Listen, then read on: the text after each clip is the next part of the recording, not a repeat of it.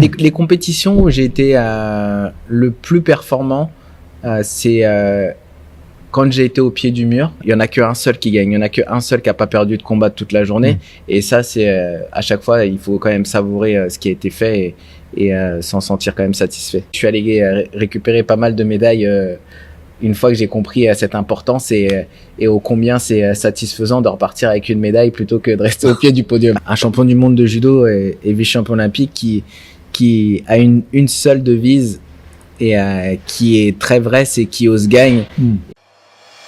Bonjour et bienvenue dans La Traversée, le podcast pour oser rêver grand, réservé à ceux qui ont des projets et ont envie d'entreprendre.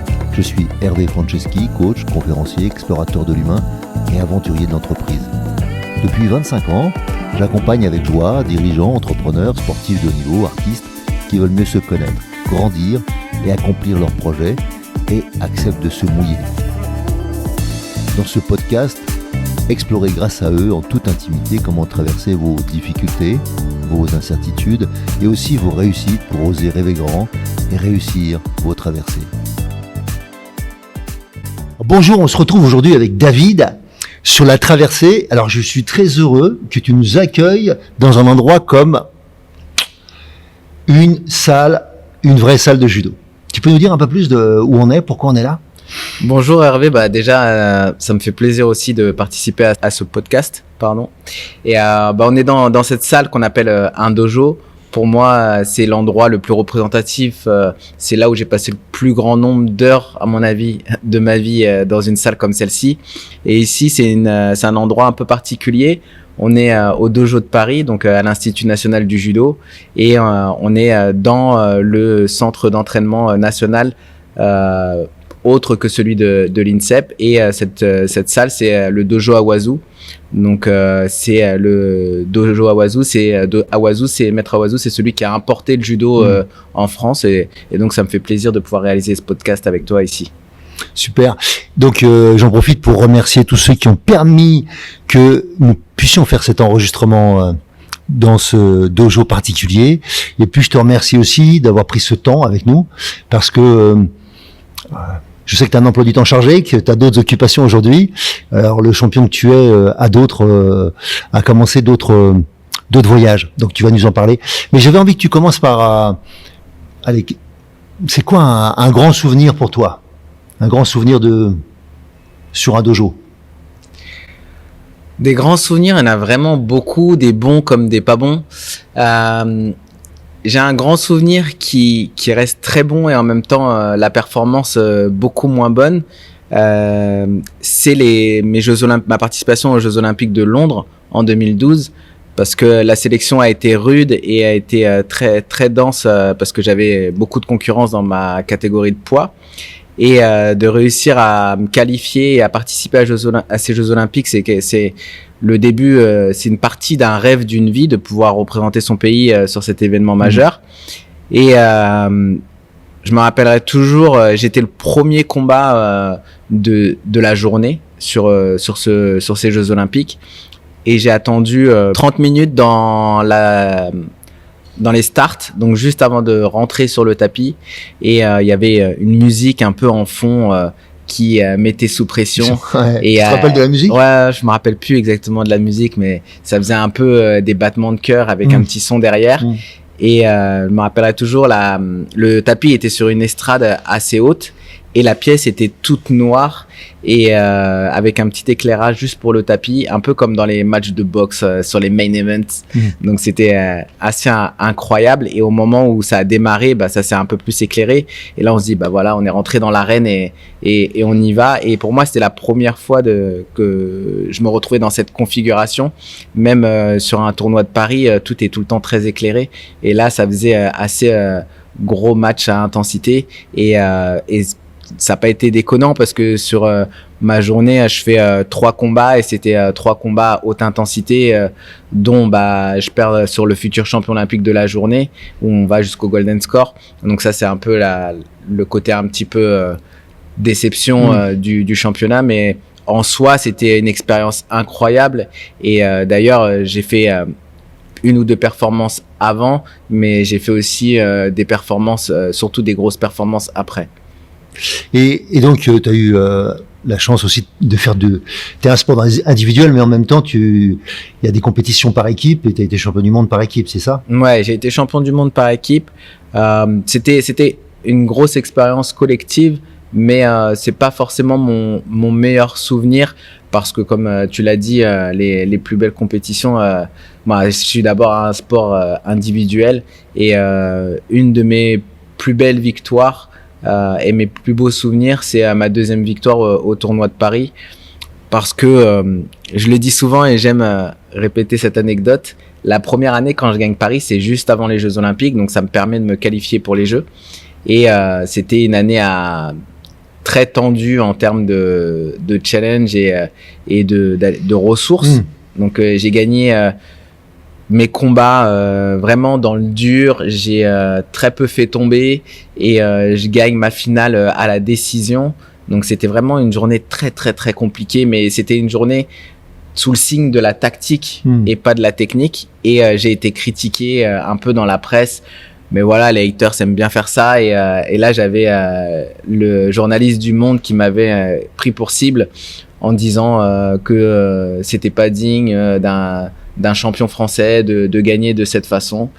Et donc, du coup, je l'ai gardé un petit peu en travers de la gorge. Et l'année suivante, quand je gagne Paris, donc on n'est pas tant que ça à avoir gagné Paris 2 fois d'affilée. Et je gagne tous mes combats sur un hippon différent. Et là, le journaliste du Monde veut essayer de me réinterviewer. Et je l'ai un peu balayé d'un revers en disant que ça servait à rien de venir maintenant que tout était beau, tout était rose, mais que ça lui faisait un beau pied de nez. Et ça m'a fait aussi du bien de le balayer d'un revers parce que à partir déjà, c'est déjà très très compliqué de gagner. Donc si on arrive à gagner avec la manière, c'est bien, c'est mieux. Mais déjà de gagner, c'est quelque chose de difficile. Et je tiens aussi à dire que toute victoire est très importante et il faut pas s'en satisfaire, mais en tout cas, faut savourer chaque victoire parce qu'aller au bout d'une journée et d'aller jusqu'à gagner, sur le podium, on est 4. Mais il y en a qu'un seul qui gagne, il y en a qu'un seul qui a pas perdu de combat toute la journée. Et ça, c'est à chaque fois, il faut quand même savourer ce qui a été fait et s'en sentir quand même satisfait. Alors, pour ceux qui connaissent pas, parce qu'il y a quand même, je pense, beaucoup de gens qui vont t'écouter, qui connaissent le judo, qui connaissent même d'une manière générale comment ça se passe sur un dojo. Enfin, une journée type. Pour beaucoup de gens, c'est pas évident de savoir qu'est-ce qui se passe. Tu vois que quand tu commences une journée, tu as un certain nombre de temps, de préparation. Il faut pas se démobiliser parce que tu gagnes ou que tu perds. Tu vas repasser. Tu vois, et tu peux même, en ayant perdu ton premier match, être sur le podium à la fin quand même. Oui, alors le judo, ça a une particularité, c'est que alors il y a quelques disciplines comme celle-ci, mais sur toute une journée, tu joues tout sur une journée. C'est-à-dire que c'est pas genre tu gagnes un combat et dans 2 jours t'as un autre combat et non, tout se passe sur une journée. Sur une journée, tu peux avoir jusqu'à 5 voire 7 combats en fonction du nombre d'engagés. Donc sur un championnat du monde, ça peut aller jusqu'à 7 combats s'il y a beaucoup d'engagés. J'ai déjà vu des tableaux avec 70 athlètes. Donc ça fait ça veut dire qu'il y en a qui commencent en 64e et du coup ça fait des journées très très très denses. Et nous donc depuis plusieurs années maintenant on se pèse la veille. Donc on se pèse la veille au poids et le lendemain, il y en a 5 par catégorie qui sont tirés au sort avec une tolérance de 5%. Donc ça veut dire que le lendemain, moi par exemple, j'étais en moins de 66 kilos et le lendemain, si j'étais tiré au sort, il fallait que je fasse au maximum 69,3. Si je faisais plus et que j'étais repesé, soit il fallait que je perde la différence, soit j'étais disqualifié de la compète. Bon, moi mon poids de forme c'était 69, donc même quand je remangeais beaucoup, je dépassais jamais, donc j'étais assez tranquille. Et après en fait, les compètes en règle générale commencent vers 9-10 heures. Et après, ça s'enchaîne toute la journée. Donc, bien sûr, entre le premier et le deuxième combat, souvent, il y a quasiment 2 heures parce que il y a beaucoup de monde. Et au fur et à mesure, ça se réduit.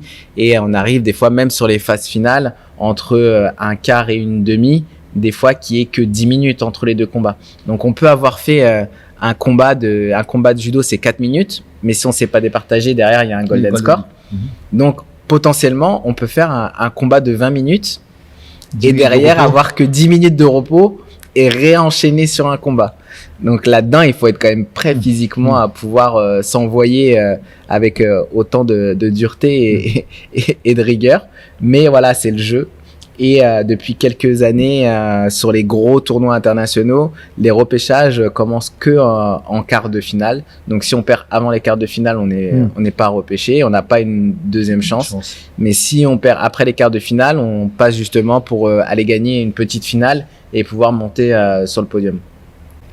Et toi, justement, je pense qu'il y a comment on gère une journée comme ça, psychologiquement, mentalement, tu vois, que tu aies tout gagné ou que tu aies gagné des gens auxquels tu t'attends pas gagner, tu vois, des fois tu fais des perfs, et des fois au contraire tu fais une contre-perf.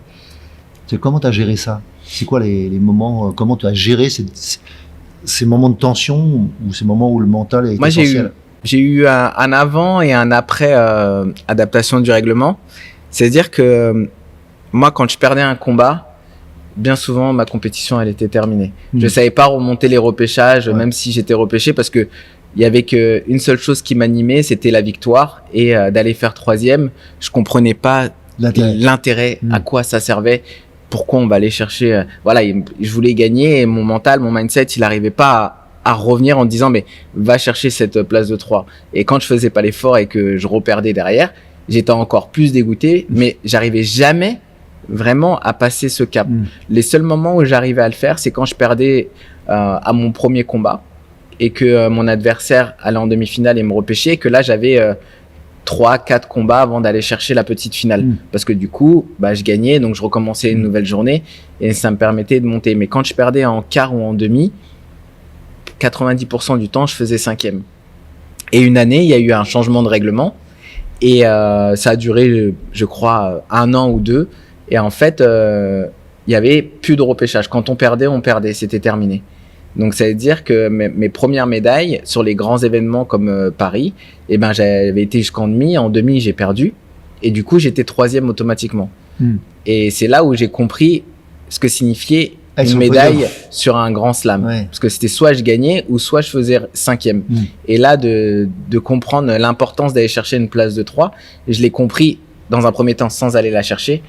Et après, je suis allé chercher, parce qu'après, le règlement a rechangé de nouveau et ils sont revenus par les repêchages et je suis allé récupérer pas mal de médailles une fois que j'ai compris cette importance et ô combien c'est satisfaisant de repartir avec une médaille plutôt que de rester au pied du podium. C'est ça.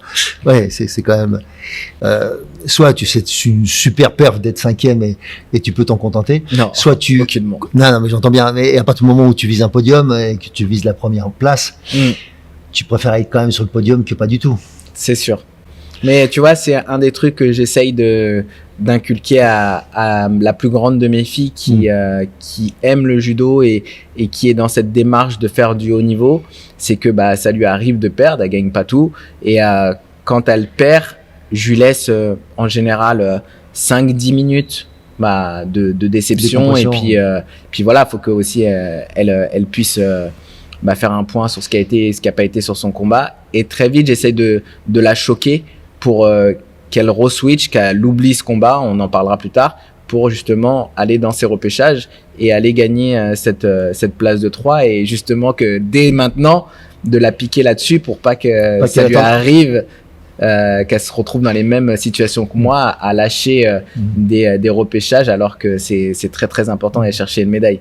Et elle l'a encore prouvé ce week-end parce qu'elle perd en demi-finale alors qu'elle menait et derrière je lui laisse un petit peu et après je remets le grappin dessus justement pour que ce switch se fasse et que justement que ma traversée lui serve et qu'il lui fasse gagner du temps. Et aujourd'hui, donc là t'es dans un rôle de père, un peu d'entraîneur. Qu'est-ce que tu conseillerais? Le mot conseil, c'est pas le bon, mais tu vois, s'il y avait quelque chose qui peut aider les jeunes qui pratiquent aujourd'hui, d'aller chercher un ressort, tu vois, qui semble cassé.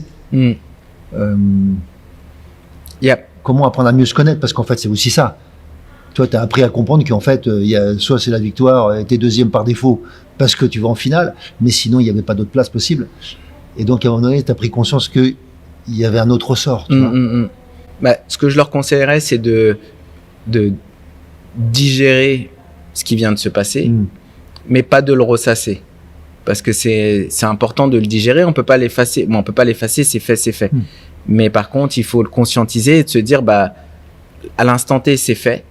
Il faut passer à autre chose. Donc, bah, je crie, je pleure, je fais ce que je veux, là, tout de suite, pour extérioriser ce qui vient de se passer. Et juste après, bah, on switch et c'est quoi le combat d'après? Où est-ce que je vais? Comment je fais pour aller au bout du parcours? Et une fois que le tournoi ou le championnat est terminé, bah là, on se pose, on est content, pas content, on fait le point et on voit comment améliorer la suite. Mais c'est vraiment là-dessus où on se dit, bah, tant que c'est pas fini, il faut rien lâcher, penser à se remettre en question, avancer et aller au bout de ce qu'on peut aller chercher. Parce que une fois que, si on fait pas l'effort, eh ben, c'est, comme je dis souvent, c'est mieux d'avoir des remords que des regrets. Oui, bien sûr.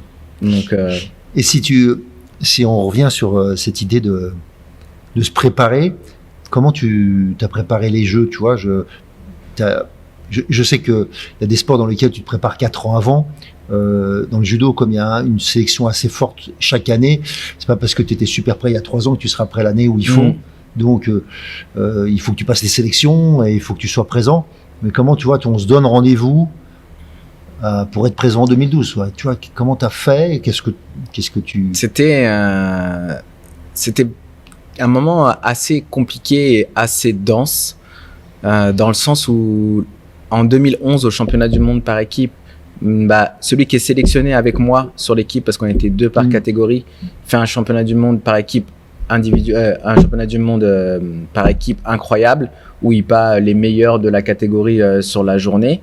Et donc, du coup, il repasse un petit peu devant moi dans la tête des entraîneurs parce que il a réussi à battre le japonais qui avait fait champion du monde en individuel 4 jours avant. Et déjà, juste là-dedans, bah, les entraîneurs disent, bah, en fait, c'est lui qu'on veut. Alors que, initialement, pour me mettre un peu dans le contexte, il n'était pas sélectionné sur le championnat du monde par équipe. Il a été sélectionné parce que il y en a un qui a pas fait le taf qui a pas voulu honorer sa sélection, donc c'est lui qui est rentré. Donc il fait un championnat incroyable, il a vraiment été très très fort et donc du coup les entraîneurs disent, bah, en fait on veut mettre notre pièce sur cet athlète là.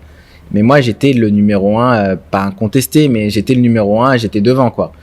Et en fait on a fait toute l'année, lui et moi, en se tirant la bourre, sachant que dans la tête des entraîneurs, il voulait lui et moi il me voulait plus du tout. Mais pour l'anecdote d'ailleurs, si on parle de traversée encore, je me rappelle de mon tournoi de Paris, le premier que je gagne. Toute la journée de compétition, moi j'avais un entraîneur attitré et en fait sur cette compétition là, mon entraîneur attitré il s'occupait de l'autre. Ouais. Il s'occupait pas de moi. Et en fait il venait me coacher au moment du combat. Ouais. Mais en fait, il arrivait juste pour monter sur la chaise et il repartait après. Et moi, je devais me construire là-dedans en disant que ma sélection olympique, elle doit découler sur cette journée-là. Et donc, du coup, j'étais de l'autre côté avec mon téléphone en train d'échanger avec mon entraîneur de club où lui et moi, on planifiait des stratégies de combat parce qu'en fait, mon entraîneur fédéral faisait pas le taf. Et il y a que quand mon concurrent a été éliminé où il est revenu un peu plus vers moi, il s'est dit « Ah, mais c'est qu'il est déjà en demi-finale, lui. David. » Et il s'est occupé un petit peu de moi, mais au final, c'est moi où après, j'ai fait un peu le rageux, où je l'ai pas forcément calculé, et je suis resté par contre en connexion avec mon entraîneur de club, et on a gagné ce tournoi de Paris, lui et moi, et pas mon entraîneur. Sur la tactique. Voilà. Mais et en fait, à partir de là, j'ai eu une discussion avec cet entraîneur fédéral pour reposer un peu les cartes et en disant il restait encore un championnat d'Europe, donc la qualif a été faite après les Europes où je fais une meilleure perf que mon concurrent. Je fais 5e et lui, je crois, il fait rien du tout. Et donc du coup, je gagne ma qualif olympique là. Et après les Europes, on se pose et on se dit bon, il faut qu'on marche ensemble dans le même sens, donc on y va. Je te donne ma confiance et je te suis les yeux fermés parce que si on veut, on avait 3 ou 4 mois. Si on veut que je sois prêt le jour J, il faut arrêter de se tirer dans les pattes et on marche tous les deux dans le même sens. Et ça a été, en termes humains, sur cette préparation olympique, ça a été vraiment trop bien avec la fédération. Ça s'est vraiment très très bien passé. C'était intense, c'était dur et ça a été vraiment cool. Là, j'ai eu 1 ou 2 petits pépins à gérer parce que pendant les championnats d'Europe, je me fais une rupture totale du latéral externe. Ouais. Mais ce qui m'empêchait pas de combattre, mon chirurgien m'a dit soit tu te fais opérer maintenant, soit tu strappes et tu te feras opérer quand tu te pèteras les croisés. Du coup, j'ai attendu de me péter les croisés 2 ans plus tard et j'ai tout opéré en même temps. Mais du coup, on a pris ça un peu donc je me suis strappé, je me suis bien entraîné. Après, pendant cette prépa olympique, j'ai eu aussi des petits problèmes personnels, familiaux qui ont un petit peu rendu cette préparation compliquée, mais extra judo. Et d'ailleurs, j'utilise encore ce concept des fois pour mes athlètes qui ont des problèmes extra judo. Et j'aime bien ce petit tips. Donc, si vous le voulez, prenez-le. J'ai réussi moi, je l'ai trouvé un peu tout seul et j'ai trouvé que ça marchait vachement bien.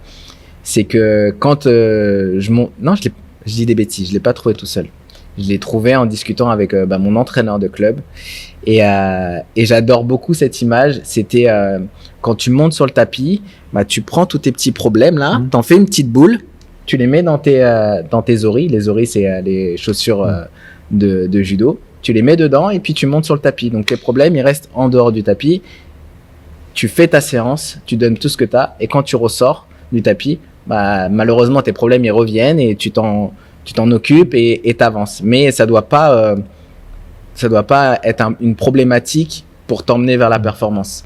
Et donc de temps en temps, ça m'arrive de reprendre un peu cette image pour mes athlètes et des fois ça marche parce que bien évidemment ça fait sourire. Donc on imite le geste de prendre son petit problème, de le mettre, ou son gros problème, s'il y a un gros problème, de le mettre en tout petit, en boule, comme une feuille qu'on met en boule et on la met dans ses chaussures et puis on va s'entraîner. Et ouais, d'imiter un peu la gestuelle, ça fait du bien à la tête et on laisse le truc de côté et on va se préparer parce qu'on a une grosse échéance à préparer. Justement, est-ce que tu as utilisé des outils de préparation mentale, de visualisation, je sais pas, j'en sais rien, qu'est-ce qui t'a aidé toi? Je suis allé faire de la prépa mentale quand j'ai joué ma qualif olympique. Il y a beaucoup de choses qui se sont passées pendant cette période parce que en novembre 2011, je suis tombé sur les cervicales très durement, très sèchement. Ça a un peu éteint la salle d'ailleurs. Tout le monde pensait que j'étais tétraplégique. Ouais, c'est ça. Et du coup, j'ai eu un gros trauma crânien. Et pendant 1 mois, j'ai presque pas fait de judo. Et après, quand je suis remonté sur le tapis, j'avais peur de tomber, j'avais peur de tout. J'avais envie de faire du judo, mais j'avais peur du tout. Et à ce moment-là, j'étais le numéro 1 français. J'étais dans la tête des gens celui qui allait faire les jeux, mais j'étais incapable de remettre un pied devant l'autre. Même pour l'anecdote, j'en parle de temps en temps. Aujourd'hui, j'ai conscientisé de ça et c'est moins difficile pour moi d'en parler, mais je me rappelle sur un championnat de France qui était faut savoir que en général quand on fait une commotion, il y a un protocole commotion et on est en dehors des tapis au moins pendant 1 mois. Et mon championnat de France était 1 mois jour pour jour après mon trauma. Et donc du coup, je m'étais entraîné un petit peu avant, mais sans faire de chute, sans faire tout ça, juste de sentir un peu le kimono et j'avais déjà des petites appréhensions. Et le matin du championnat de France, j'essaye de faire, mais je tombe sur toutes les actions de mon partenaire, mon partenaire d'échauffement, qui lui aussi préparait son championnat de France. Et je tombe quasiment sur chaque attaque, j'arrive à rien faire, je suis tétanisé. Et je m'agace un peu, je pars et je me rappellerai toujours, je suis allé pleurer comme un enfant. Mais en fait, c'était encore le choc du trauma et j'étais vraiment tétanisé et je fais ce premier combat que je perds du coup parce que j'étais pas là, j'étais absent. Et après, on discute un peu avec ma femme. On se fait un peu plus tard, on se fait un repas. C'était pour notre anniversaire de rencontre. Et dans la discussion, je prends la décision, en tout cas, elle m'aide à prendre la décision d'aller voir un préparateur mental. Et donc du coup, de là, je vois un préparateur mental qui a été par la suite aussi entraîneur des équipes de France. Et lui, il m'aide justement à construire cette boîte à outils, à faire ce qui fait sens chez moi, à revenir sur l'essentiel et à avoir aussi cette courbe de ce que tu mets dedans avec le vrai niveau d'engagement que tu dois avoir, le niveau d'engagement par rapport au niveau de compétition.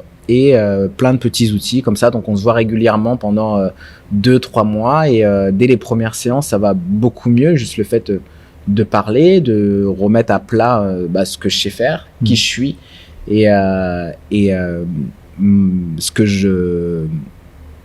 le niveau, en tout cas, que je me donne. Et tout ça, en fait, ça m'a beaucoup aidé assez rapidement. Et c'était assez intéressant du coup, comme tu disais tout à l'heure, d'apprendre à se connaître et comment tu avances quand tu apprends à te connaître et dans quel endroit tu arrives et tu excelles.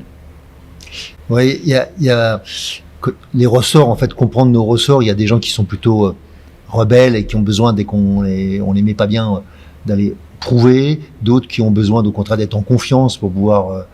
à qui on peut demander beaucoup plus, mais c'est plutôt, tu vois, c'est lié au volume, c'est pas lié à l'émotionnel. Il y a des gens, tu vois, moi je me rappelle, j'avais besoin de m'entraîner beaucoup pour avoir la sensation d'être toujours plus fort que ce que j'avais besoin.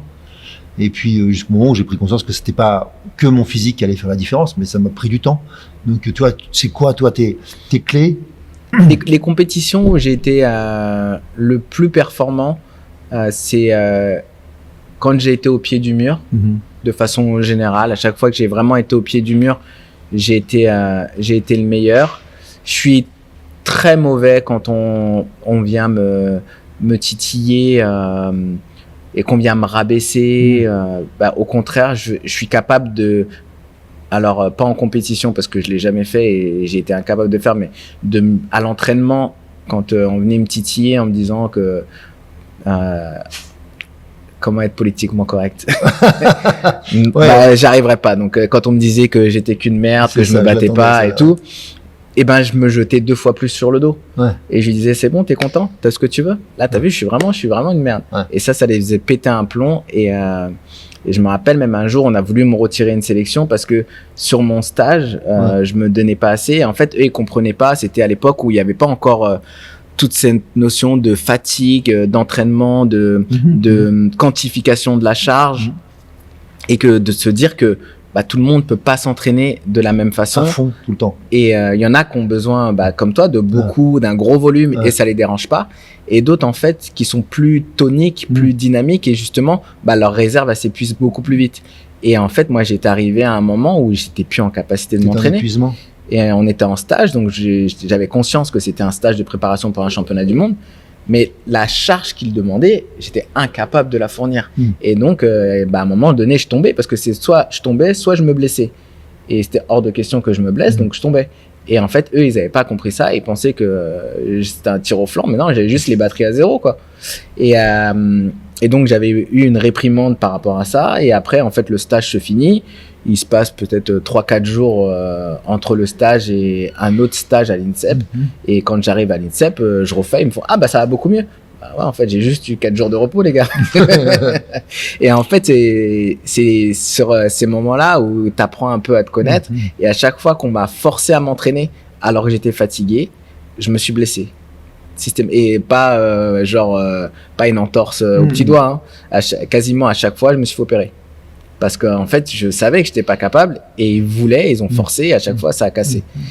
Donc, moi, je suis plutôt dans le côté où, au pied du mur, ça fonctionne et beaucoup la confiance. J'ai besoin d'avoir confiance dans la personne qui me demande de faire des choses. Je suis capable de te suivre et d'y aller, mais il faut que j'ai confiance en toi. Et dès que j'ai un doute, par contre, là, c'est très compliqué. Ouais.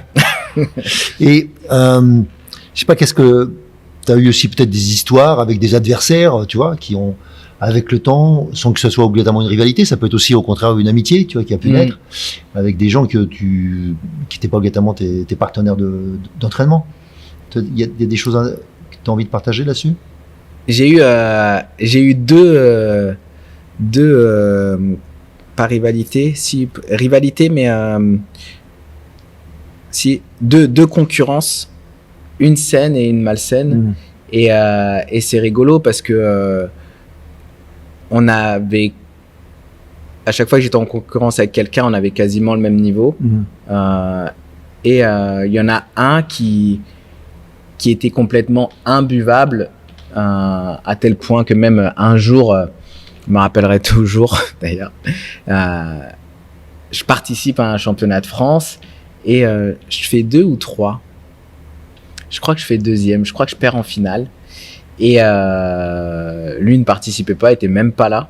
Donc le mec est quand même venu, a quand même été sur les réseaux ou sur YouTube ou je sais pas pour regarder mes combats. Donc quand même le mec est perché. Et j'ai à peine fini mon combat et je reçois, le premier message que je reçois, c'est un message de lui, de cette personne, et il me dit qu'est-ce qu'il me dit? Quasiment mot pour mot, il me dit un truc du style mais comment tu peux te prétendre concurrent de moi alors que t'es même pas capable de gagner un championnat de France? Regarde-toi, t'as pas le niveau d'être en concurrence avec moi.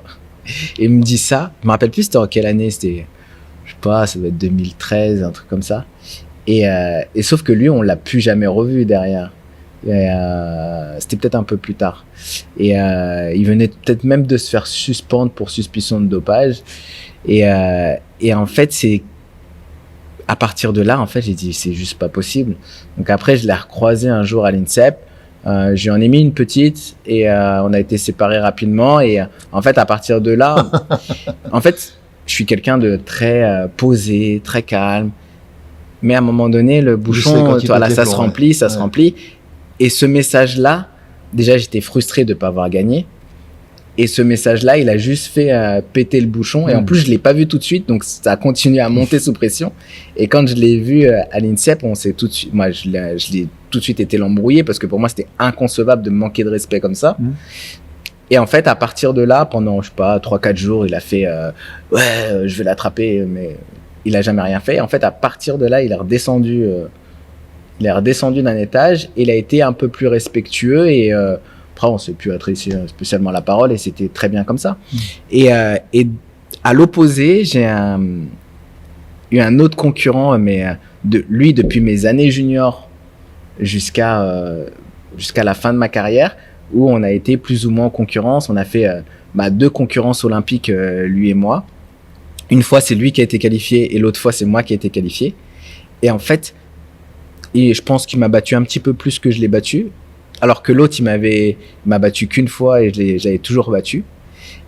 Mais cette concurrence saine, est-ce que c'est parce qu'il m'avait battu plus que je l'ai battu? Je sais pas. Mais moi, j'ai pas de rancœur avec les gens qui me battent. Ils me battent, ils sont plus forts. Sauf si à partir du moment où ils me battent correctement, voilà, t'as été plus fort. Et cette concurrence saine, elle s'est tout le temps bien passée. On a toujours été très amical sur le tapis. On pouvait se prendre à l'entraînement, on se prenait en compète. Ça a toujours été sain. Et justement, lui et moi, on s'est tous les deux tirés vers le haut pour être à chaque fois donner le meilleur de soi pour que arriver le jour J, ça soit le meilleur qui parte et la meilleure version du meilleur. Et ça, c'est 2 expériences quasiment opposées et qui aussi traitent du comportement des fois d'une personne concurrente, parce que la personne malsaine, lui, il avait besoin de ça. Lui, il avait besoin de, entre guillemets, de se battre, du trash talk, du conflit pour évoluer. Et mon concurrent sain, lui, au contraire, il fallait que tout soit fait, peut-être pas jusque l'amitié, mais que tout soit sain pour pouvoir avancer. Et c'est là où, en fait, j'ai eu 2 trucs totalement opposés. Et le sain m'a plus aidé à évoluer, en tout cas, que l'autre. Mais sur un dojo, normalement, c'est très soft. Ouais, même mais si il y a toujours... un peu moins, on voit des trucs un peu moins soft depuis peu. Non, c'est toujours soft, mais il y aura toujours des gens différents. Mais c'est ce qui fait aussi la beauté du sport, la beauté de la perf. Toi, là, il y a des sports où où il y a beaucoup de trash talk, où il y a voire même des parce qu'il y a des sports qui sont faits pour ça. Oui. C'est des sports très médiatisés et tout. Mais lui, sa personnalité est comme ça. Toi, sa personnalité, il s'exprime et il donne le meilleur de lui-même que en étant comme ça. À partir du moment où, en fait, tout le monde s'en est entre guillemets foutu de lui. On n'avait plus rien à fiche de ce qu'il faisait, bien ou pas bien. Bah, c'était une descente aux enfers pour lui. Mais quoi? Plus personne me regarde. J'intéresse plus personne. Ouais, c'est bon, on est fatigué, quoi. Et à partir de là, il est descendu. Donc, il y a des gens comme ça, mais il y en a plein. Et dans le judo, il y en a pas beaucoup, mais il en faut. Et moi, je trouve ça cool. Toi, pas spécialement pour moi, parce que à subir, c'est dur. Mais il faut pas que des agneaux. Toi, si tu veux des champions, parce que lui, pour le coup, même si c'est pas une personne que j'apprécie, ça a été un champion, il a été médaillé mondial, il a été champion d'Europe, donc c'est un champion, tu vois. Et en fait, t'as besoin de ça pour que justement pousser un petit peu tout le monde, sortir des sentiers battus et essayer de basculer vers le haut, tu vois. Donc c'est sa personnalité, il est comme ça. Et mon autre concurrent, et il a fait aussi champion du monde par équipe avec moi, il a été médaillé européen, il a fait 5 aux Jeux. Donc en fait, il faut un petit peu de tout pour faire un monde, et tant mieux, tu vois. Et moi, j'ai pas de problème. Je trouve que c'est cool qu'il y ait un peu tout ça pour que même sur les séances, ça soit un peu plus dynamique.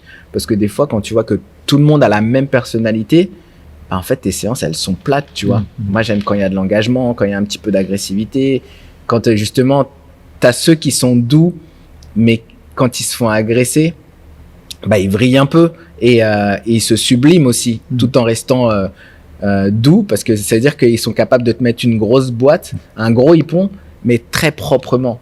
Et l'autre qui est un peu teigneux et devient complètement barjot. Et ça, j'adore, tu vois. C'est trop bien. Et ça me fait penser à l'histoire que tu m'avais racontée, qui était une BD aussi, de comment ça a commencé le début, quoi. La chaise dans la gueule du professeur. Mais oui, parce que ça, c'était plus le côté injustice. Ouais. Moi, j'ai vraiment... et tu vois, quand j'ai vrillé après le message, j'ai trouvé ça totalement injuste, tu vois. C'était pas mérité. Tu vois, même si il avait la vie qu'il voulait, mais la façon dont il l'a fait, c'était pas mérité. Et j'ai trouvé ça injuste. Et le coup de la chaise à mon prof, c'est la même chose. Tu peux nous remettre un peu de contexte? J'étais en CM1, me semble-t-il. CE2 ou CM1, bref. Et on était en cours, je sais pas, c'est peut-être cours de musique, je sais plus. Et il explique quelque chose. Non, peut-être pas musique. Bref, il explique quelque chose. Et je lui dis, mais monsieur, je ne comprends pas. Et la première chose qu'il me répond, il me fait, de toute façon, avec vous, les gens du foyer, vous comprenez jamais rien. Tous les mêmes, les cassos. Et là, en fait, j'ai dit, monsieur. Après, dans le contexte, on est en 1993, 94. Aujourd'hui, il y a un instituteur qui dit ça, c'est terminé. Moi, je pense que c'est terminé pour lui. Mais à l'époque, c'était presque normal. On était dans un petit village. Mais moi, ça m'avait directement choqué. Et surtout, je détestais être stigmatisé. Justement, on venait à l'école pour pas être catégorisé de cassos, quoi. Et du coup, je sais plus ce que je lui ai répondu. Et ça l'a certainement agacé. Je lui ai dit, mais monsieur, vous n'avez pas à nous parler comme ça, à me parler comme ça, vous prenez pour qui? Et il s'est levé et il a commencé à me dire qu'il allait venir. Et je lui ai dit, bah, n'approchez pas, sinon je vous jette ma chaise. Et il a approché, malheureusement pour lui.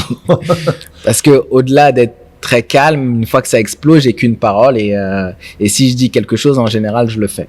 Donc, je lui ai envoyé la chaise, il a un peu esquivé. Mais après,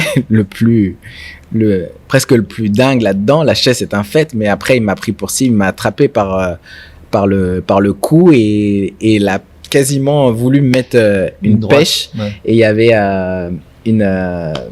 une femme de ménage de l'école qui passait par là et qui lui a demandé, supplié d'arrêter et de pas finir ce qu'il allait commencer. Et donc il s'est arrêté parce qu'il y avait du coup quand même beaucoup de témoins, toute la classe plus une femme de ménage. Et j'ai jamais pris ce coup de poing, mais heureusement. Mais le judo a commencé par là, du coup. C'est ça. Parce qu'après, mes éducateurs ont été convoqués et on a eu un rendez-vous. On m'a dit que ce serait bien que je commence un sport extrascolaire et je suis arrivé au judo par là. L'histoire de la chaise pour commencer le judo. Okay. Il n'y a pas de posture qui s'appelle la chaise en judo. Non, il y a pas de... Mais bon, sinon, ça aurait pu être la spéciale. Donc l'injustice, c'est un moteur fort pour toi. Vraiment, c'est vraiment, ouais, parce qu'en fait, on le retrouve un petit peu à toutes les échelles, et j'essaye de gommer à toutes les personnes qui ont ça pour envie d'évoluer ou de faire du mal aux gens de façon très injuste. Moi, j'ai besoin que on a le droit de perdre, on a le droit de gagner, on a le droit d'avoir un poste, on a le droit d'avoir une récompense, mais pas à travers de l'injustice, parce que tout est tellement dur à avoir dans la vie et à gagner que quand il y a de l'injustice qui se met au milieu, c'est impossible. Que tu vois, il y a des gens, ils me disent ouais, mais regarde, lui, il a été préféré à moi, et j'essaye d'être très factuel, de façon très factuelle. Est-ce que tu as été meilleur ou pas? À quel moment ça justifie, à quel moment ça justifie pas? Quelle a été la stratégie, quel a été l'angle pris? Et des fois, en fait, quand tu peux pas le justifier, c'est là que c'est injuste, tu vois, parce que et c'est là où en fait des fois je peux comprendre certaines personnes, et des fois dans des choix, si c'est sur un choix professionnel et que les deux personnes se valent, mais il y en a une que je connais et que je sais que je vais pouvoir bien bosser avec elle, et l'autre que je connais pas du tout, en fait, la personne que je vais choisir, parce que si c'est celle que je connais, c'est parce que elle va avoir un avantage supplémentaire, c'est que c'est pas que je la connais, c'est que je sais que je suis capable de travailler avec elle. Donc ça sera pas égal, et ça sera pas forcément de l'injustice. Par contre, si c'est à CV un peu différent, et je favorise celle que je connais alors qu'elle est moins compétente que l'autre, là c'est de l'injustice.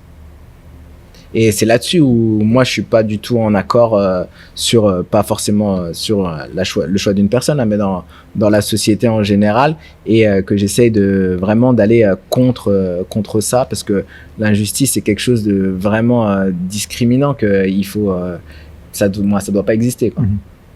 Et donc qu'est-ce que ça t'a appris, je sais pas, j'en sais rien, ces années de foyer, ou c'est en fait, est-ce que ça t'a donné plus de rage, est-ce que ça t'a donné quelque chose, ou plus de rage, non. Par contre, je pense que le premier truc que j'ai appris dans ma vie, c'est que on ne donnera jamais rien. Donc il faut y aller. Voilà, t'es toujours obligé de tout aller chercher. Tu te bats toujours pour tout, et il faut pas avoir peur de tomber 10 fois si t'es prêt à te relever 11. Et c'est quelque chose de fort. Et tu vois, si tu veux quelque chose, bats-toi pour aller le chercher. Et j'avais mon prof qui lui avait une symbolique très simple pour savoir si j'étais capable d'aller au bout d'une chose. Mais je pense que c'est le principe de beaucoup de personnes, c'est de prendre une feuille, tu mets un trait au milieu, tu mets ton objectif en haut, et tu mets tout ce qu'il faut pour atteindre cet objectif. Et de l'autre côté du trait, c'est tout ce que tu es capable de faire pour atteindre cet objectif. Et en fait, c'est les pour et les contre, et est-ce que tu es capable d'aller aussi loin que ce qu'il faut pour aller au truc. Et c'est aussi une des choses qui m'a permis de choisir d'arrêter. C'était est-ce que j'étais capable ou pas. J'ai pris une feuille, j'ai dit pour ton objectif que tu aimerais bien, c'était de faire soit d'être champion d'Europe ou de gagner une médaille mondiale en individuel. Pour y arriver, je savais tout ce qu'il fallait faire. Moi, j'étais seulement capable de faire ça. Ça n'a pas collé. J'ai dit j'arrête. Moi, je vais pas être heureux. Je veux pas aller sur le tapis pour aller gagner 500 balles. Ça m'intéresse pas, quoi. Je préférais faire autre chose et être plus épanoui. Le judo, c'est un sport déjà tellement difficile que donc c'est pas un sport dans lequel on gagne bien sa vie. Non. Sauf si on gagne mieux aujourd'hui qu'à l'époque, mais on gagne pas très bien sa vie. On gagne correctement sa vie. Il y a des contrats pro en club. Il y a encore, même pas dans tous les clubs. Ouais. Si on s'appelle le PSG, oui. Si on est une star du judo, oui, il y a des contrats très intéressants, mais sinon, ça reste pas dérisoire, mais c'est pas heureusement qu'il y a les collectivités qui accompagnent énormément les athlètes, tu vois. Il y a des pays qui sont mieux lotis que la France pour le judo. Je connais pas assez l'évolution des autres pays, mais t'as beaucoup d'accompagnement de l'État en France aussi, hein. Mais on est quand même le pays avec le plus de licenciés judo sur la planète judo. Je pense qu'on est le pays où il y a le plus de licenciés. Donc tu peux pas avoir aussi, tu peux pas payer tout le monde, c'est compliqué.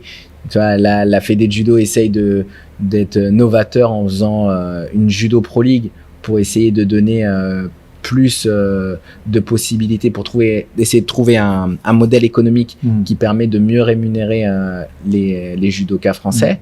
Et c'est en train de se mettre en route. Je sais pas si ça va fonctionner. En tout cas, elle a le mérite d'être là. Le président, il a le mérite d'essayer de faire quelque chose de novateur et de essayer de donner à manger à le plus de judokas possible. On verra, mais ouais, c'est compliqué pour certains. Si t'es pas numéro 1, 2, voire 3 Français dans ta catégorie de poids, c'est très compliqué de faire que ça. Moi, la question que j'avais envie de te poser, c'est on a parlé un peu de tes traversées aussi bien positives que négatives. On a parlé un peu de tes blessures, ta reconversion. Tu vois, à un moment donné, tu as dit bon, je continue plus. Tu vois, comment tu l'as fait ça après? La chance que j'ai eue quand j'ai fait ce choix-là, c'était que j'étais en convention avec le conseil départemental de l'Essonne, que je peux remercier aujourd'hui à travers ce podcast, qui m'a permis pendant toute la durée de ma carrière d'être en convention avec le conseil départemental. Donc j'allais travailler une fois par semaine et le reste du temps j'avais la possibilité de m'entraîner, et c'était un contrat tripartite, donc une partie fédé, une partie département, une partie club, et ça me permettait d'avoir beaucoup de temps pour m'entraîner, et de l'autre côté de commencer à travailler sur ce que j'avais envie. Au début je travaillais dans une bibliothèque, après j'ai travaillé à la communication du département. Donc j'ai appris à faire des reportages vidéo, à manier le son, la vidéo, à faire des montages vidéo. Et le jour où j'ai voulu arrêter le judo, j'ai intégré à 100% mon emploi qui était assistant montage audiovisuel. Et du coup avec mon supérieur Fred Calvet, j'ai travaillé avec lui pendant quasiment 3-4 ans à temps plein. Et de l'autre côté, comme j'avais bien cotisé sur mon temps de formation, j'ai pu retourner aussi à l'école, et j'ai passé un BPGEPS judo et après un DES judo, et après j'ai fait un master sport expertise de la performance tout au long du temps où je travaillais au conseil départemental. Donc des fois c'était pas forcément tout le temps pratique, mais c'était bien challengeant. Ça m'a permis aussi de switcher de ma carrière de sportif vers autre chose, parce que c'était assez dense. Moi qui avais arrêté à l'école à 19 ans et en l'ayant repris à 30 ans, c'était pas facile, vraiment pas facile. Et donc du coup après ça, j'ai intégré une ESN, donc une boîte d'informatique, pour faire un truc totalement différent. Mais comme j'aime bien les challenges, je suis parti sur des modules de formation en e-learning, et ça s'est très bien passé. Je suis resté 2 ans, j'ai monté à côté une petite société de formation sur les réseaux sociaux qui a duré aussi 2 ans. Et entre-temps, la Fédé me faisait travailler sur de l'analyse vidéo parce que j'ai toujours gardé un petit pied dans le judo. Et en 2022, ils m'ont proposé d'intégrer à 100% le poste d'analyse vidéo, et depuis 2022 je travaille à la Fédé sur ce poste et j'essaie de moderniser. Aujourd'hui j'ai pris le travail à 100%, et j'essaie de développer. Je m'aide aussi de l'intelligence artificielle. Aujourd'hui on fait un très gros projet d'aide avec l'intelligence artificielle sur l'analyse vidéo, sur le tagging. Donc c'est un très gros projet qui se fait avec l'aide de France Sport, l'Agence nationale du sport, la Fédé de judo, et l'INRIA, qui est un institut de recherche. Et ça ça fait partie des moments très challengeants d'une vie, de pouvoir vraiment évoluer avec son temps, de se dire, moi j'adore me dire que l'intelligence artificielle, c'est pas elle qui va remplacer les hommes, mais au contraire, elle va aider, elle va accompagner, et potentiellement, elle va aussi sublimer le savoir de l'être humain, parce que s'il n'y a pas d'humain, il n'y aura pas d'IA. Et du coup, l'IA va seulement accompagner et rendre l'humain encore plus performant. Donc là, aujourd'hui, nos recherches et le développement de notre projet, ils se tournent vraiment vers ça pour comment utiliser cet outil qui est l'intelligence artificielle pour pouvoir nous augmenter notre productivité et être encore plus performants pour aider les équipes de France à être encore plus performants sur l'analyse, sur la vidéo, sur la prise de décision, sur la stratégie et sur l'évolution de chaque judoka au quotidien, tu vois. Donc c'est très intéressant, très challengeant. Et ça, c'est tu te vois faire ça combien de temps? Franchement, je sais pas du tout. Je sais pas du tout parce que là le projet il est en train d'avancer. Une fois qu'il sera finalisé, une fois que tout aura pris ses marques, tu vois, j'aurai l'habitude de récupérer les vidéos, de les mettre dedans, d'analyser, de les proposer aux entraîneurs, de faire 2-3 graphiques. Soit je vais trouver quelque chose toujours autour de ça qui va me challenger plus pour encore continuer d'évoluer.